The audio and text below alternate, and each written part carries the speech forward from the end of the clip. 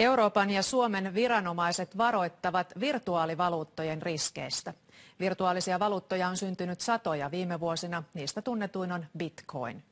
Yksi uusimmista virtuaalivaluutoista, OneCoin, houkuttelee tavallisia ihmisiä, mutta arvonnoususta ei kuitenkaan ole takeita.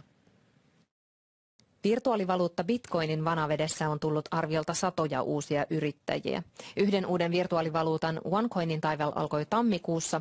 3 viikon ikäinen OneCoin herättää nyt virtuaalirahoista eniten keskustelua ja epäilyjä. OneCoinin perustaja ja omistaja, bulgarialainen Ruža Ignatova, kävi Helsingissä markkinoimassa valuuttaansa. We want to make a coin for the people and not a coin for the high-tech people. And I have not seen cryptocurrency being marketed properly by business people. OneCoinin tapauksessa itse virtuaaliraha on ainakin alkuun toissijainen seikka.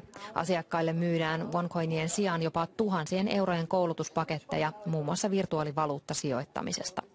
I believe that people should know what they do and how they use it instead of just buying something that they will never make it work. Kyse on verkostomarkkinoinnista, jossa kouluttautumisesta ja uusien jäsenten rekrytoinnista saa epäsuorasti uutta virtuaalivaluuttaa. OneCoinia epäillään tällä hetkellä pyramidihuijaukseksi. OneCoinin perustaja itse puolustaa tuotetta. Whatever people do not understand, of course they tend to criticize.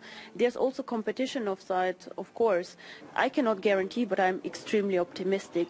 Euroopan pankkiviranomainen ja Suomen Pankki varoittavat virtuaalivaluutoista. Virtuaalivaluuttoihin tänä päivänä sisältyy todella suuria riskejä sen arvon heilahtelun ja sen yleisen takaisin lunastettavuuden, hyväksyttävyyden ja sitten rikosalttiuden muodossa. Kehottaisin kyllä jokaista hyvin tarkkaan perehtymään siihen, mitä heille tarjotaan ja pohtimaan omalta osaltaan, että mistä tuotteesta mahtaa olla kysymys. Yhtiön mukaan OneCoinilla on yli 70 000 jäsentä ja suomalaisia näistä on yli 2500.